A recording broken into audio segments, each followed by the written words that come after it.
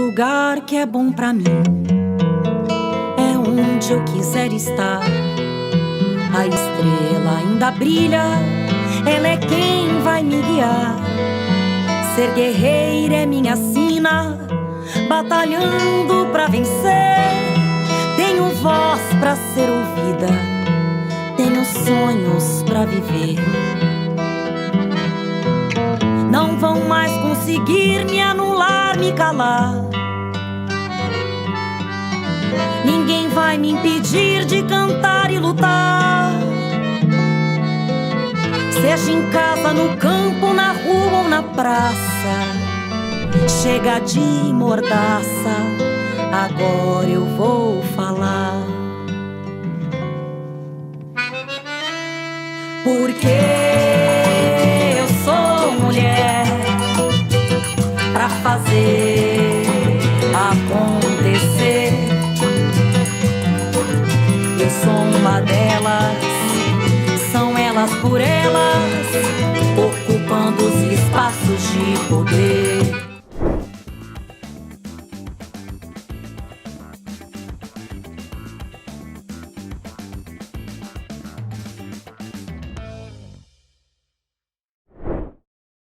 Eu sou Eleonora Menicucci, eu sou socióloga, sou sanitarista, sou feminista e sou petista. Eu sou professora titular do Departamento de Saúde Coletiva, titular sênior da Unifesp, Escola Paulista de Medicina, e estou como professora visitante da Universidade Federal do ABC, no momento. Eu sou ex-ministra de Política para as Mulheres do governo Dilma. Fui, junto com a saudosa Nilceia Freire, as duas ministras mais longevas dos governos petistas, do nosso governo, ela no governo do presidente Lula e eu nos dois mandatos da presidenta Dilma. E sou fundadora do PT e participo do projeto Elas por Elas com a nossa secretária, a Anne Moura. Bem, um pouco rapidamente da história do PT com as mulheres. As mulheres feministas que construíram o PT sempre foram as mulheres. Nós éramos um grupo de mulheres de esquerda, porque no feminismo tinham as feministas de esquerda, isso anos 80, final de 70, princípio de 80, e as feministas liberais. E nós colocávamos, e colocamos até hoje, que o feminismo tem que pensar nas classes sociais, tem que pensar nas mulheres mais pobres, nas mulheres da periferia, nas mulheres do campo, da floresta e das águas, cruzar com as classes sociais, cruzar gênero com as classes sociais e com a dimensão da raça, porque, do ponto de vista feminista, nós colocávamos que as três chagas maiores sobre as mulheres a dimensão da desigualdade de classe, o patriarcado, que origina no machismo, na misoginia, e a escravidão, que origina no racismo, nos crimes raciais. E até hoje, o Brasil, que tem, nós somos 52% da população, mãe da outra metade, e mais de 53% de população negra, é um país negro, é o primeiro país mais negro depois da África, com traços da escravidão imensos. Aqui duas questões grandes. Eu lutei contra a ditadura, fui presa política por causa de 3 anos, muito torturada. E um dos instrumentos de tortura era o pau de arara. O pau de arara foi usado para transportar e torturar negros na época da escravidão. E anos depois, isso foi nos anos 70, final de 60, eu fui presa em 71, anos depois, quando ministra do governo, o que me honra muito, a presidenta Dilma Rousseff, ela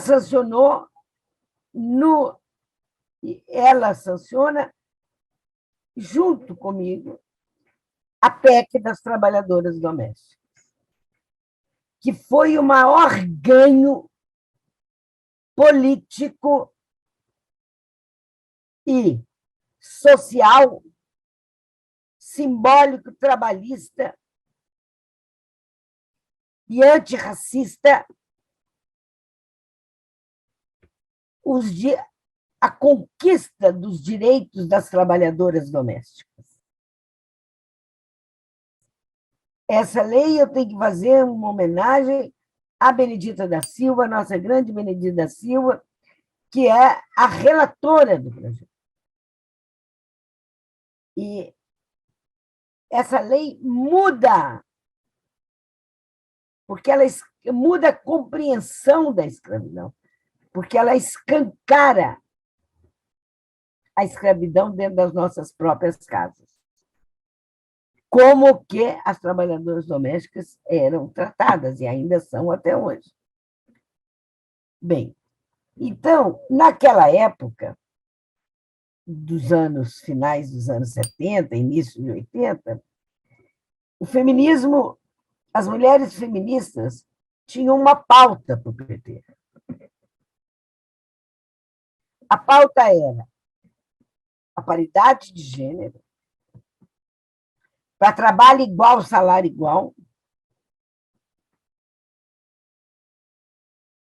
e um respeito integral aos direitos sexuais e reprodutivos das mulheres. Então, essa pauta era uma pauta, e é ainda uma pauta tão importante, que o PT, ao incorporá-la, essas pautas, ele cria também um coletivo da primeira Secretaria Nacional de Mulheres do PT. Não era secretaria, de uma comissão nacional, do qual eu me honro muito de ter feito parte. E nós batalhamos muito para ela que fosse transformada em secretaria. Então, as mulheres tiveram um lugar de destaque, um protagonismo muito grande na formação e construção do nosso Partido das Trabalhadoras e dos Trabalhadores. Agora, ganhamos, avançamos? Sim, porque estatutariamente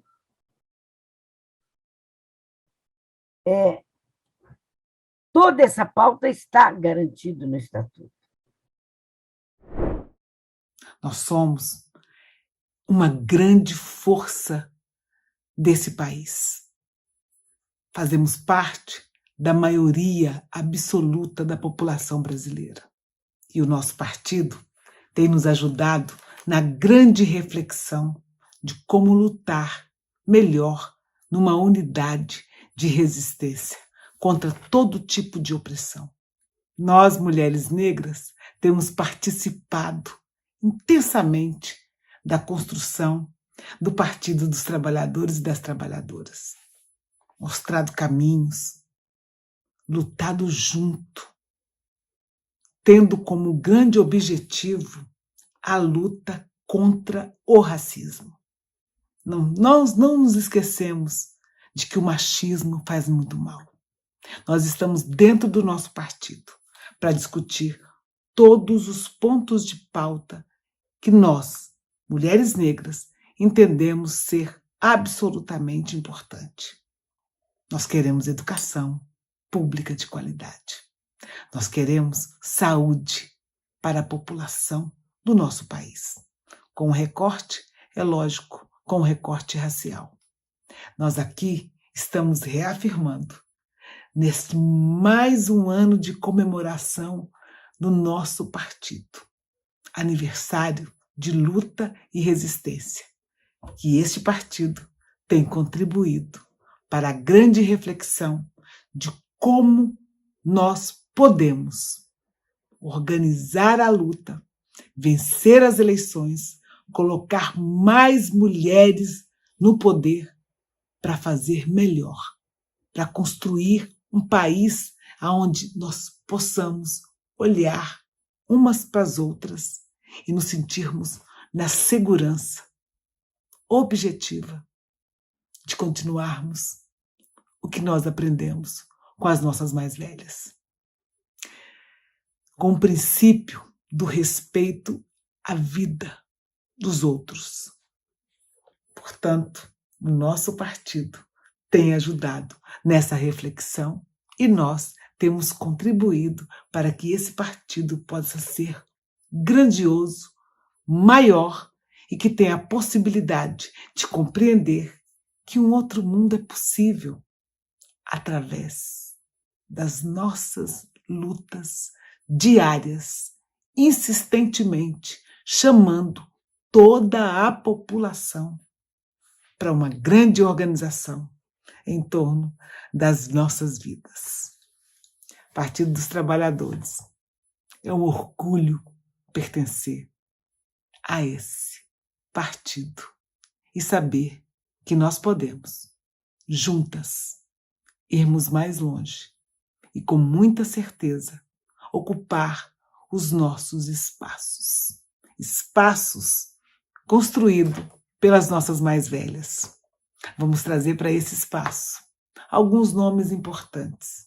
Luísa Bairros, Lélia Gonzalez e tantas outras que puderam, junto com outras pessoas, construir possibilidades de organização para que as mulheres pudessem estar hoje mais presentes neste partido, que é um partido grandioso, do tamanho do Brasil, que faz a diferença, que sabe que nós precisamos construir mais escolas. Precisamos lutar contra todo tipo de discriminação e preconceito. A gente precisa encarar de frente todas as dificuldades e lutar por emprego, por renda. Precisamos dizer a todos os dias, em todos os momentos, que nós estamos preparadas para a luta.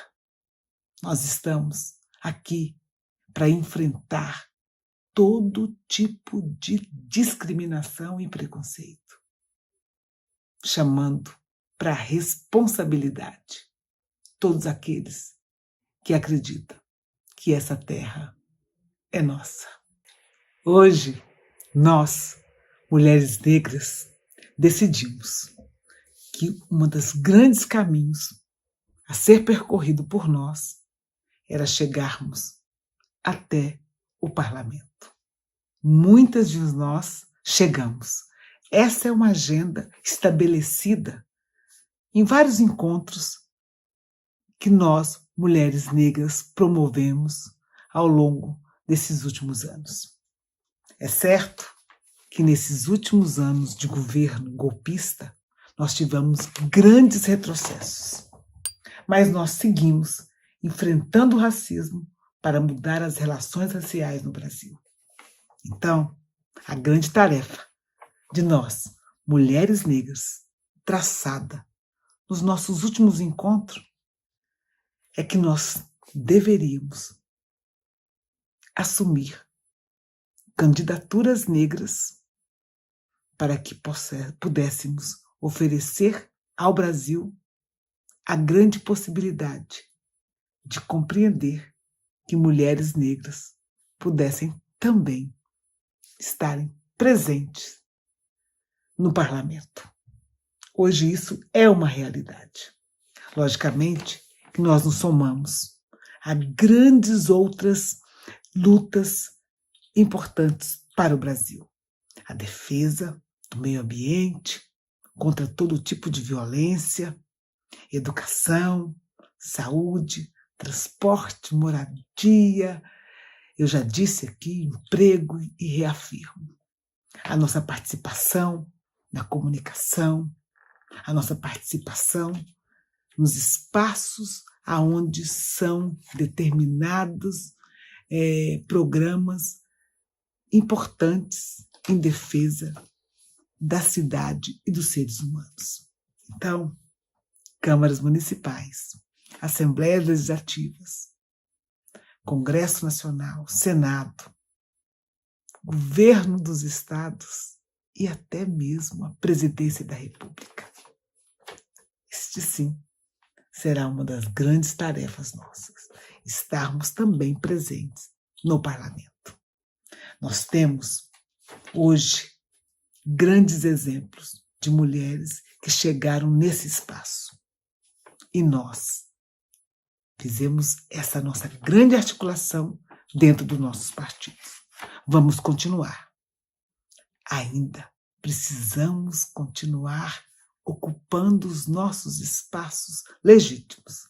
Portanto, o nosso partido hoje compreende que a participação das mulheres negras nos espaços que determinam a vida, o futuro, o presente da população, é necessário a presença de mulheres negras nesses espaços.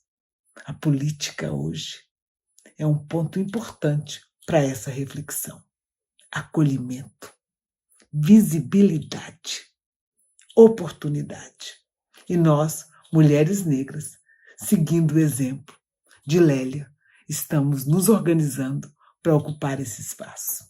Viva o Partido das Trabalhadoras e dos Trabalhadores, que tem observado a grandeza da participação das mulheres negras em todos os espaços.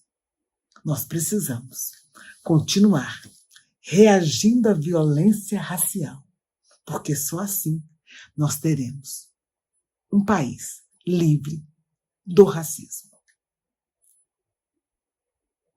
Vida longa a todos os movimentos que apoiam a luta antirracista do nosso país. Parabéns, Partido das Trabalhadoras e dos Trabalhadores. Nós estamos aqui.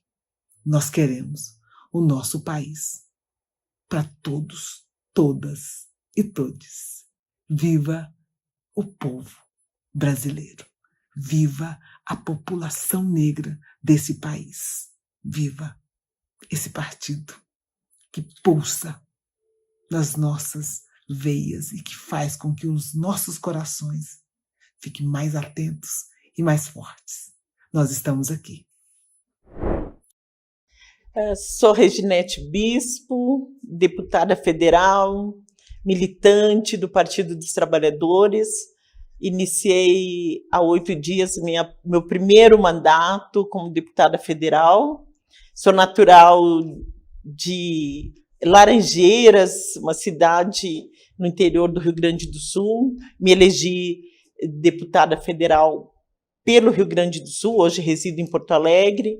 Sou ativista do Movimento Nacional de Mulheres Negras. Tenho uma longa trajetória, desde o período que me filiei ao Partido dos Trabalhadores, na luta pelo direito à moradia, pelo direito à terra, e especialmente das comunidades tradicionais quilombolas. E sou, como toda mulher, né, militante do nosso partido, sou lutadora pelos direitos das mulheres, me identifico como uma mulher negra, feminista e antirracista. O PT, na sua própria essência, na sua origem, né, ele já traz consigo a luta do movimento social negro brasileiro e das mulheres negras, né? O movimento negro brasileiro, quando surgiu o PT, grande parte do movimento se organizou dentro nas fileiras do Partido dos Trabalhadores. Então, foi uma luta que sempre esteve presente, né? Acho que a partir dos anos 90, ele adquiriu uma visibilidade maior quando se cria a Secretaria Nacional, né? No Rio Grande do Sul, criamos a Secretaria Estadual, depois a Secretaria Nacional de Combate ao Racismo, né? E a luta antirracista nesse país, né, ela é uma luta de esquerda e é uma luta que é dirigida, né, capitaneada pelas mulheres negras, né?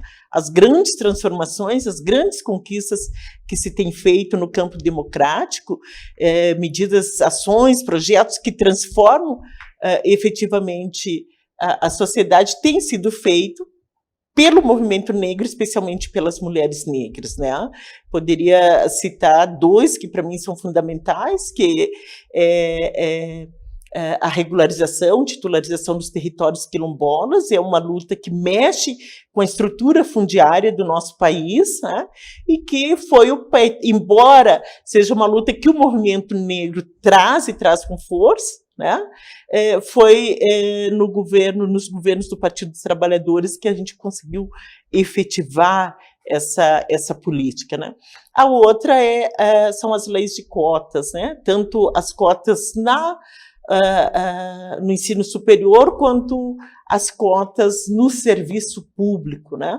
É uma luta antiga do movimento social negro, mas nos governos do Partido dos Trabalhadores que a gente consegue efetivar essas políticas públicas, que precisam ainda ser muito aprofundadas, né? Melhor consolidadas, mas hoje, graças, né, a essa mobilização do movimento negro e do Partido dos Trabalhadores, hoje é uma política de Estado, né? Tanto as cotas raciais quanto na universidade, quanto no serviço público. E o PT, ele se tornou uma referência para a população negra, para o movimento negro, especialmente para as mulheres negras, porque no seu espaço, né, ele permite, né, que os diversos grupos populacionais se organizem, né? Se organizem, e o movimento negro encontrou ali o seu espaço de organização e articulação, especialmente as mulheres negras, né? Então, não é por acaso que a cada ano, né, obviamente que não na velocidade que nós gostaríamos, né, mas a gente vê as mulheres e as mulheres negras ocupando espaços, né? Hoje, o meu estado, o Rio Grande do Sul, né, elegeu 5 parlamentares negras, né? Então, o Rio Grande do Sul, que é um dos estados mais segregacionistas, né, do país, né? Então, políticas públicas importantes que foram consolidadas, como a saúde da população negra, capitaneada e dirigida pelas mulheres negras, né? A educação, foi uma mulher negra gaúcha, né, a primeira a compor o Conselho Nacional de Educação e que trabalhou pela implementação da Lei 10.639, a professora Petronilha, né? Foi uma mulher negra carioca, a Jurema Werneck, né? A primeira mulher negra a compor o Conselho Nacional de Saúde, né? Isso mobilizado pelo Movimento Nacional de Mulheres Negras, e isso se consolida nos nossos governos, né? Então, poderia ficar muito tempo falando e relatando da experiência de como, né? Precisamos avançar, amadurecer muito nisso, porque ainda, né, os espaços eles precisam ser mais democratizados, mas penso que estamos no caminho certo, né? Lutando por dignidade, igualdade de gênero e igualdade racial no interior do nosso partido para que isso seja, de fato, uma realidade no nosso país. O Brasil, né, ainda vive os resquícios de um momento dramático que a gente viveu da nossa história, né, que foi a ascensão do fascismo, né, no nosso governo, né, um fascismo sustentado pelo racismo estrutural, né, que está colocado na nossa sociedade, porque nós sabemos que há essa desigualdade abissal que existe, né, entre negros e não negros, né, ele está centrado, né, no racismo, né, e isso foi um sustentáculo importante para que o fascismo entrasse da forma que entrou. Então, vivemos um momento desesperador, um momento armamentista do nosso país, que levou a um aumento dramático do assassinato, né, de pessoas, e nós sabemos que as vítimas preferenciais da violência, tanto da violência de Estado quanto a violência que está constituída na sociedade, né, são as pessoas negras, as meninas e os meninos negros são as vítimas preferenciais, né? E nesse período isso agudizou de uma maneira dramática, a ponto de nós vermos em rede nacional, né, uma deputada, uma parlamentar, com uma arma correndo atrás de um homem negro, né? Então isso foi o absurdo, a calamidade que chegou no nosso país, né? Então a gente vive com a eleição do presidente Lula, né, a gente vive um momento de reconstrução, né? Então é um momento de superação, é um momento crítico, mas também é um momento de muita esperança, e a gente vê a sociedade mobilizada, assim como a sociedade se mobilizou para eleger o presidente Lula, para romper com todo o poder constituído, né, da extrema-direita, né, que se configurou com um poder eminentemente racista, declaradamente racista e fascista, né?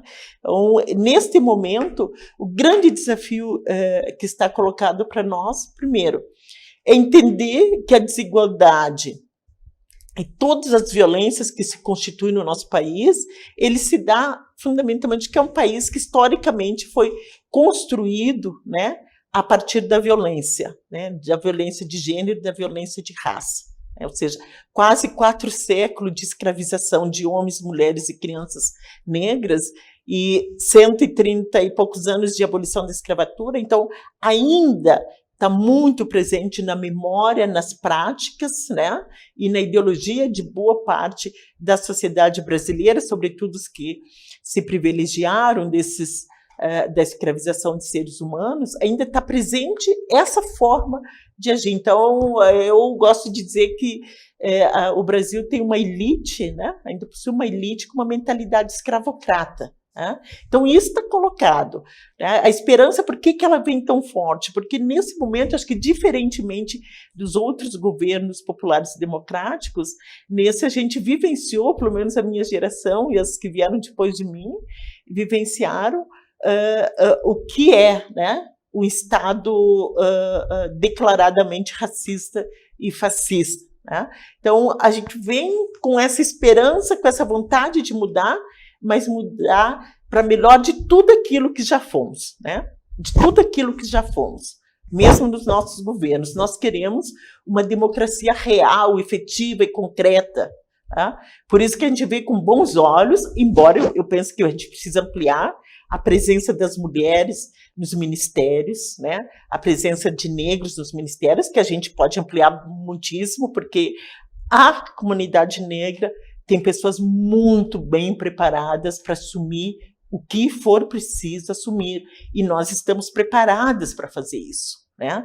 O que precisamos fazer é romper ainda com os muros, né, que o racismo impõe, né, para que a gente efetivamente ocupe esses espaços. Então, isso eu vejo com bons olhos, né?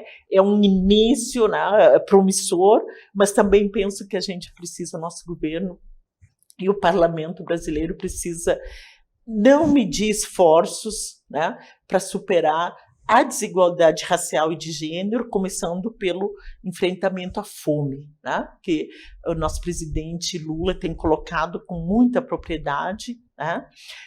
Mas para enfrentar a fome, né, não basta pôr comida no prato, nós precisamos que especialmente as mulheres estejam incluídas no mundo do trabalho formal, né? Que tenham direito ao trabalho, a geração de trabalho e renda com dignidade, né? Porque eu penso que quando uma mulher, né, especialmente uma mulher negra, tem a renda, ela tem sua autonomia, né? Sua autonomia financeira para se constituir, né? Para construir o seu projeto de vida, né? Construir e realizar esse projeto de vida, ter autonomia financeira para não ser submissa, né, a nenhum homem, né? Porque precisamos falar disso. A violência doméstica e o feminicídio é algo que é assombroso, né, no nosso país, né? Contra as mulheres negras, contra as meninas negras, né? Grande parte, a maioria dos estupros que se dão no nosso país se dão sobre meninas negras, crianças negras, né? E isso precisa ser enfrentado, né? Então, eu penso que a gente vem com muita força, com muita esperança para alterar isso e retomar políticas importantes. Precisamos acabar com a violência no campo, e a violência no campo é reconhecendo e regularizando os territórios, né? Não só os territórios da reforma agrária, mas, sobretudo, os territórios das comunidades remanescentes de quilombo, os territórios indígenas, como a gente bem tem acompanhado nos meios de comunicação e a ação do nosso governo, como, por exemplo, o estrago, né? O genocídio que foi praticado contra o povo Yanomami, né? E que se estende para tantas outras, né? Nas periferias dos grandes centros, né? Grandes e médios centros do nosso país, a polícia foi autorizada, né? Infelizmente, boa parte das polícias aderiram, né? Essa lógica, essa ideologia, né, supremacista, né, matando pessoas, não mais só jovens, crianças, meninas, né, todos que se deparam da frente. A gente viu nesse período as polícias entrarem dentro das comunidades com tanque de guerra, né? A gente viu. E isso é uma política anunciada, né, uma ação anunciada de supremacistas que entendem que pobre e preto tem que ser tratado a bala, né? Então, por isso, o desafio que temos pela frente, e eu acredito que o nosso presidente, o nosso ministro vai enfrentar com muita seriedade, são as políticas de segurança pública. Nós precisamos ver isso com muita seriedade, mexer nesse sistema de segurança pública viciado, que está autorizado a matar preto e pobre no nosso país. Isso, nós precisamos, mais do que estabelecer programas como o PRONASSE, nós precisamos mexer na estrutura do sistema e dizer que polícia nós queremos, né? Que sistema de segurança pública nós queremos no nosso país. Então, a gente tem muita expectativa que se estabeleça uma política séria que acabe com essa mortandade que acontece nas periferias dos nossos centros, né? A nossa categoria de trabalhadores e trabalhadoras em educação é majoritariamente feminina. Só as professoras respondem por 82% dessa profissão no Brasil inteiro. E isso, para o PT, tem um significado grande, porque a educação que a gente defende, a concepção de educação que a gente defende, ela preza pela igualdade. A educação é um fator de busca e de construção da igualdade. Igualdade social, igualdades entre gêneros, igualdade de oportunidades. Então, para nós mulheres, o PT sempre foi um instrumento muito estratégico na educação. As políticas formuladas pelo PT ao longo do tempo, sobretudo quando esteve à frente do Ministério da Educação, também muitas gestões municipais procuraram afirmar isso. Educação é direito, sendo direito, deve ser acessada por todos e por todas, deve ter um estímulo importante de financiamento público para a educação. É do PT toda a ideia do Fundeb, fomos nós que formulamos o Fundeb, o governo Fernando Henrique Cardoso transformou a nossa formulação, restringindo para a Fundef, apenas para o ensino fundamental, mas o modo de funcionamento, a concepção, a ideia matriz foi formulada pelos educadores e pelas educadoras do PT. Então, a educação é um fator também, né, de combate a essa forma de ver a educação e de construir uma educação pública sustentada pelos recursos públicos. Do ponto de vista do conteúdo estratégico, onde é que nós, mulheres, estamos mais bem representadas na educação? No conceito de educação não sexista, no conceito de educação emancipadora, no conceito da gestão democrática da educação, onde a participação de toda a comunidade escolar é fundamental. E eu agradeço muito, como professora que sou, agradeço muito ao PT, desses seus 43 anos, ter nos ensinado, com Florestan Fernandes, com Paulo Freire, que foi fundador do PT, que foi secretário de Educação, que é possível, sim, que uma outra educação é possível, que é possível transformar o mundo através da educação, que é possível conectar a educação com outras políticas públicas de direito, que é possível fazer da escola um lugar de identidade cultural, um lugar onde a criança, o jovem, o adolescente, os adultos se sintam bem, com sentimento de pertencimento. É um equipamento importantíssimo para muitas comunidades. Então, nesses 43 anos, o PT se vê desafiado. Desafiado a, mais uma vez, no terceiro governo Lula, comprovar as suas teses de educação, vitoriosas, exitosas em muitas gestões municipais, que tem um legado muito grande nas participações e naquilo que os nossos governos passados fizeram. Lula diz muito isso. Eu não sou doutor, não tive o direito de entrar na universidade, mas foi nos nossos governos que mais universidades públicas se criou no Brasil, inclusive na interiorização. O Brasil carinhoso, da presidenta Dilma, é outra coisa importantíssima para nós mulheres. É o direito à creche, é o direito da criança ter uma escola logo nos primeiros anos de vida, e é o direito da mulher ter um lugar seguro, ter um lugar agradável, ter um lugar educativo para deixar seus filhos e suas filhas. Nesses 43 anos do PT, eu espero que esse legado ele seja valorizado.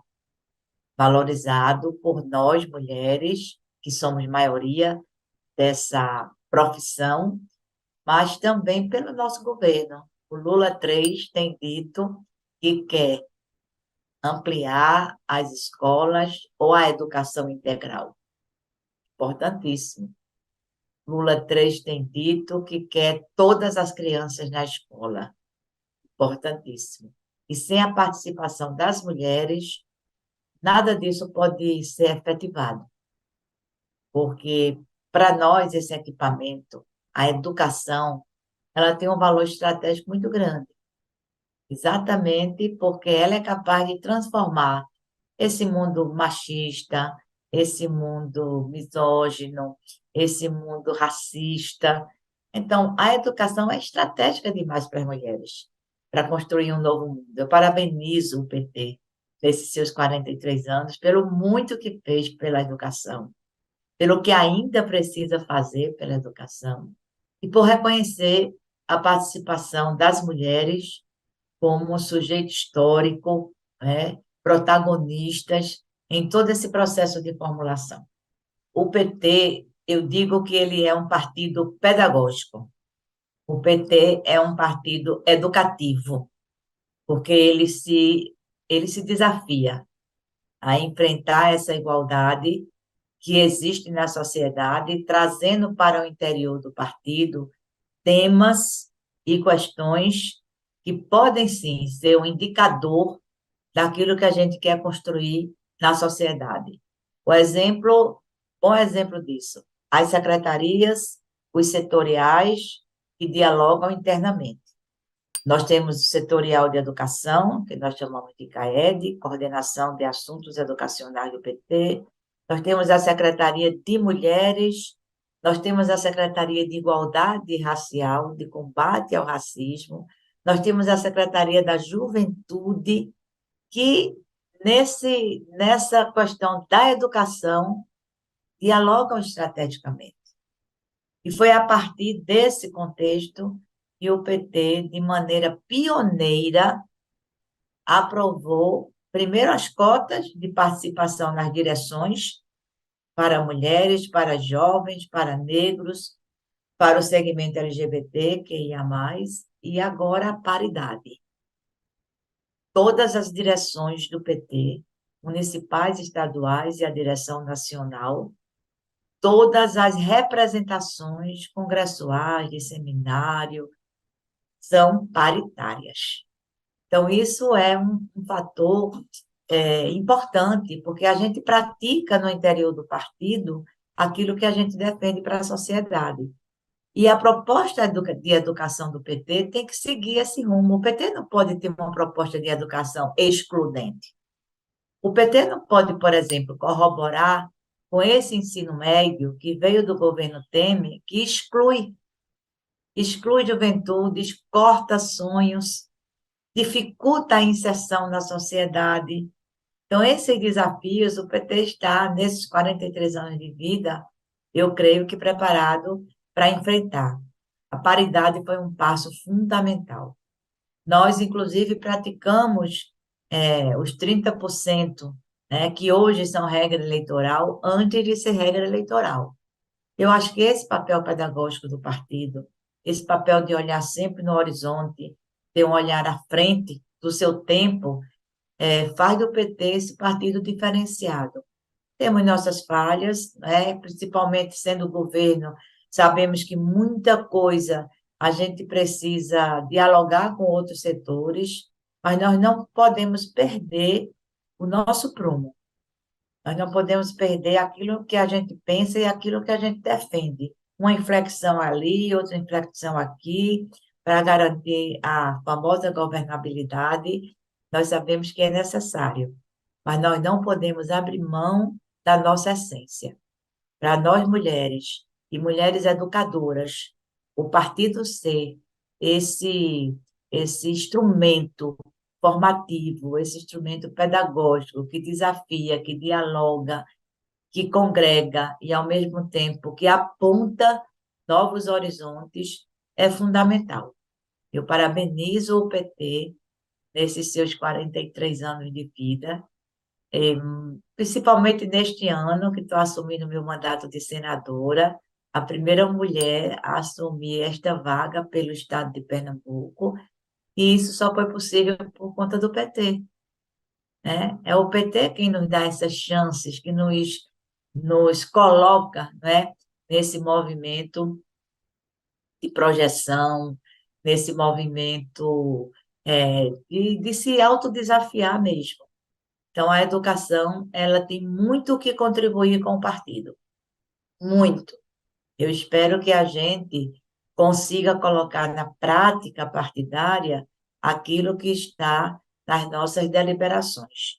Educação é direito. Nós passamos 4 anos sofrendo, 4 anos disputando no chão da escola um processo de negação do direito à educação, um processo de uma concepção que negava as teses científicas, um obscurantismo pedagógico muito grande, que trouxe para o interior da escola uma disputa ideológica estéril, a partir da escola sem partido, que militarizou setores da educação numa concepção de que o disciplinamento é maior do que os pactos pedagógicos.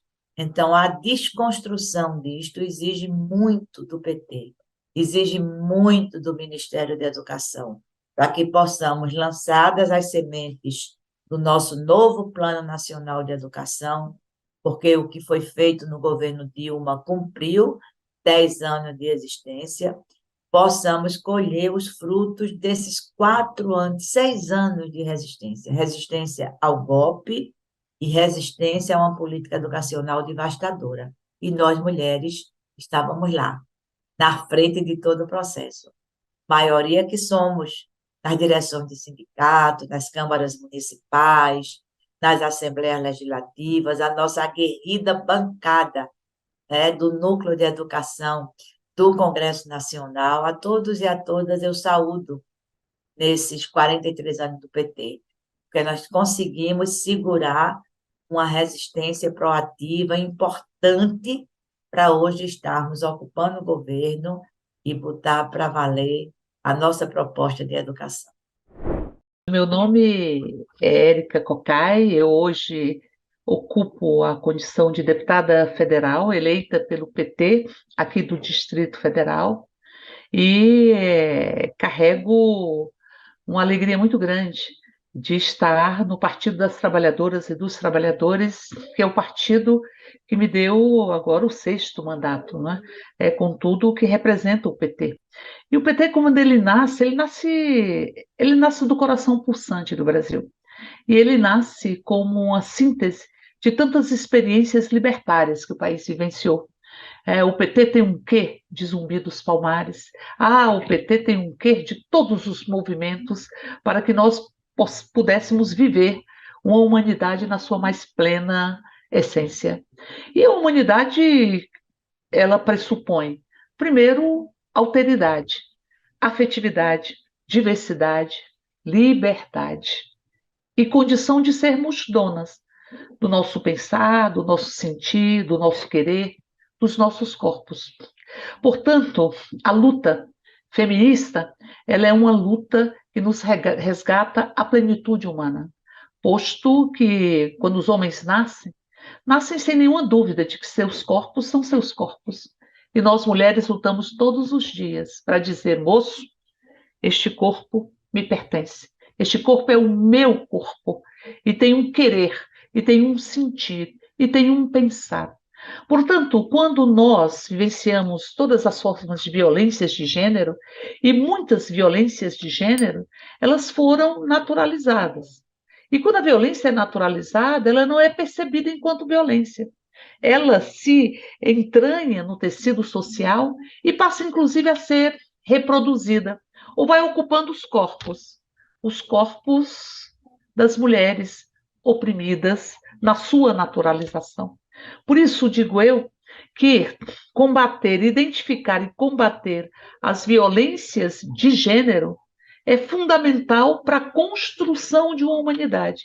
E as violências de gênero, elas representam uma desumanização simbólica. Uma desumanização simbólica, porque vai retirando a liberdade, vai retirando a condição de sujeito, vai retirando a autonomia, o protagonismo, o querer, o sentir e o pensar, como construções feitas a partir das nossas próprias existências, dos nossos desejos e da nossa, inclusive, história, da nossa ancestralidade.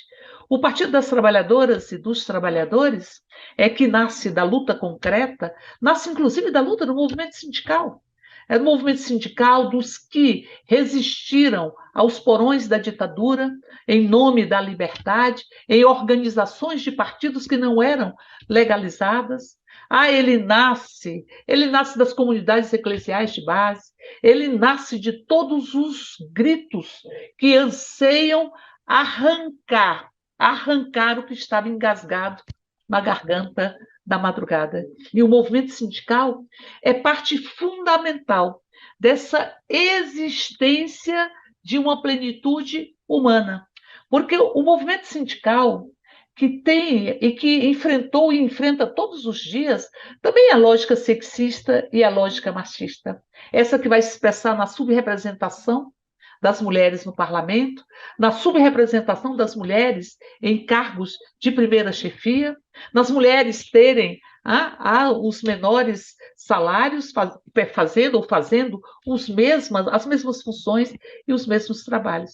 O movimento sindical, que foi parte da minha história, porque eu venho do movimento sindical bancário e venho da primeira construção de uma greve na história da Caixa Econômica, a empresa que eu entrei em 1982, e nós, em 1985, realizamos a primeira greve de uma empresa centenária, para dizer que nós queríamos termos o direito à sindicalização e queríamos ser considerados e consideradas bancários e bancárias. Esta luta faz parte de uma construção e de um entendimento de que quem constrói as riquezas desse país são os trabalhadores e as trabalhadoras. E que era preciso, portanto, identificar todas as opressões para que nós pudéssemos resistir a elas e construir um mundo sem cercas. Sem cercas que cercam o sonho, que cercam os corpos, sem cercas que com seus arames ferem a pele e a alma deste Brasil. Então, portanto, o movimento sindical, ele vai construindo a luta da classe trabalhadora e ele tem, depois do período da ditadura, na greve dos metalúrgicos do ABC, um marco fundamental. E eu lembro que Lula dizia: nunca ousem duvidar da capacidade de luta e de organização da classe trabalhadora. E dizia isso nas greves, que foram fundamentais para colocar em xeque a própria ditadura dos metalúrgicos do ABC. Lula como presidente do sindicato. Essa classe trabalhadora chegou à conclusão de que era preciso ocupar a presidência da República e ocupou a presidência da República. Ocupou a presidência da República para dizer que a fome não era natural, nem a desigualdade natural, e tampouco a discriminação de gênero é natural.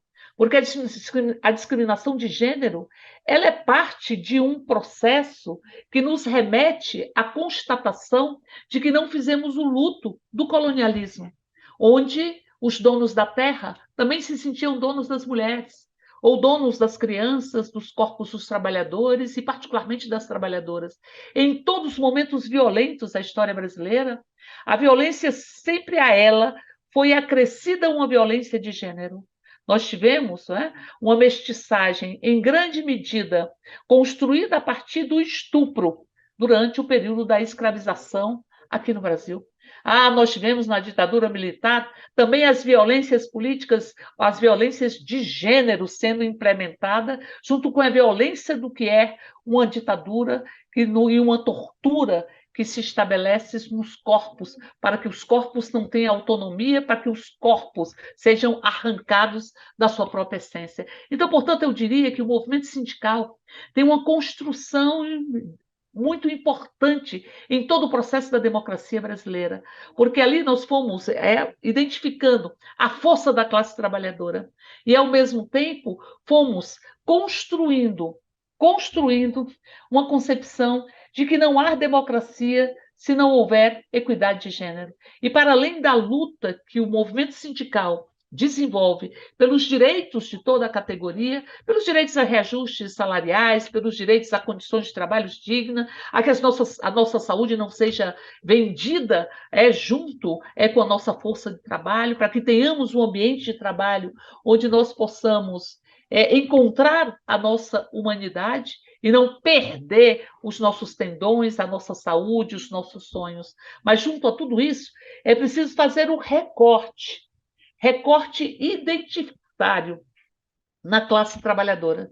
Nós queremos fazer um recorte de gênero nas relações do trabalho, porque são opressões que se retroalimentam. A opressão de gênero, a opressão de classe, a opressão racial, étnica e a opressão de uma sociedade cis-hétero-normativa. É preciso fazer esses recortes, os recortes de que nós queremos, sim, os direitos da classe trabalhadora de termos a participação ou de termos a valorização nos nossos salários, nas nossas condições de trabalho. Mas nós queremos uma pauta e uma discussão específica, porque nós, mulheres, somos as primeiras a sermos demitidas. Nós, mulheres, somos as que menos ganhamos. E nós sofremos, no mundo do trabalho, uma maternofobia. Muitas vezes as mulheres são impedidas de assumirem um posto de trabalho porque têm a possibilidade, porque carregam úteros, porque têm a possibilidade de engravidar.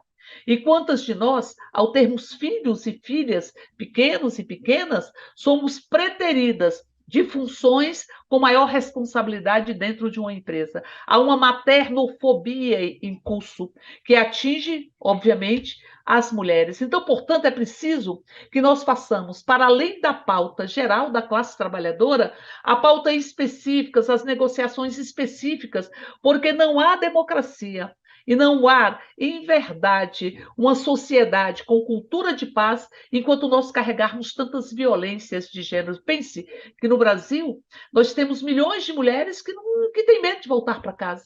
Então, são mulheres, veja, quando nós estamos nas ruas, nós somos seres anônimos. Ninguém sabe o nosso nome, a nossa história, ninguém sabe quem somos. É em casa que a gente se despe de todas as máscaras e que nós temos as relações que são relações mais, mais importantes da nossa vida. E é para casa que a gente quer voltar todos os dias e que nossos filhos e filhas voltem todos os dias. Tem milhões de mulheres nesse país que têm medo de voltar para casa, porque ao chegar em casa serão arrancadas delas mesmas. Portanto, é preciso ter políticas concretas de enfrentamento a uma violência de gênero e uma violência doméstica que constrói os caminhos para um feminicídio. Quando a mulher deixa de ter autonomia sobre o seu corpo e o seu querer, ela perde um quê de humanidade. Há uma desumanização simbólica que sempre antecede a desumanização literal, que faz com que este país seja o quinto país em feminicídio em todo o mundo. Então, portanto, os desafios são imensos. E o movimento sindical é pauta fundamental para que nós possamos traçar todas as discussões necessárias para que, para além de termos reajustes salariais, condições de trabalho, tenhamos as mulheres vivenciando uma plenitude humana que nos é negada quando nos negam a liberdade, quando nos negam a autonomia, quando nos negam a condição de sujeito. O PT nasce, e ele nasce com a matriz própria, que é uma síntese de tantas experiências transformadoras. O PT nasce como síntese dos quilombos, mas como síntese também da luta das mulheres sufragistas, da luta das mulheres para ter o direito de ter seu destino nas suas próprias mãos. Ele nasce representando tudo isso. E como Partido das Trabalhadoras e dos Trabalhadores, ele carrega na sua essência e nos seus princípios a equidade de direitos e carrega a igualdade de direitos entre homens e mulheres, a equidade de gênero e a igualdade de direitos entre homens e mulheres. Então, por isso, o PT foi um partido que, através da sua própria militância, sempre lutou pela paridade nas estruturas de diretivas da própria instituição. O PT, ele traz, na sua essência, como um princípio da própria democracia e um princípio de estar sendo síntese de todas as experiências e de todos os desejos e reivindicações do povo brasileiro, a uma lógica feminista, que obviamente enfrenta um sexismo e um machismo que é estruturante na nossa sociedade. Nós temos um pacto estruturante, penso eu, na sociedade brasileira, entre o patriarcalismo, o sexismo, o racismo. E o PT, quando ele começa a discussão sobre a paridade, quando ele começa a discussão sobre as bandeiras fundamentais da construção de direitos iguais, da sua pauta feminista, ele reafirma que nós temos uma compreensão de que a discussão de direitos iguais entre homens e mulheres, da equidade de gênero, ela não é uma discussão menor. Partido dos Trabalhadores e das Trabalhadoras. 43 anos construindo políticas públicas para as mulheres. Parabéns ao PT e a todas as 1.120.144 mulheres filiadas ao partido. Vocês ajudam a construir a política para um Brasil melhor. Se você perdeu alguma aula desta importante semana, acesse a playlist TV Elas por Elas Formação no canal da TV PT no YouTube ou em formato de podcast no Spotify.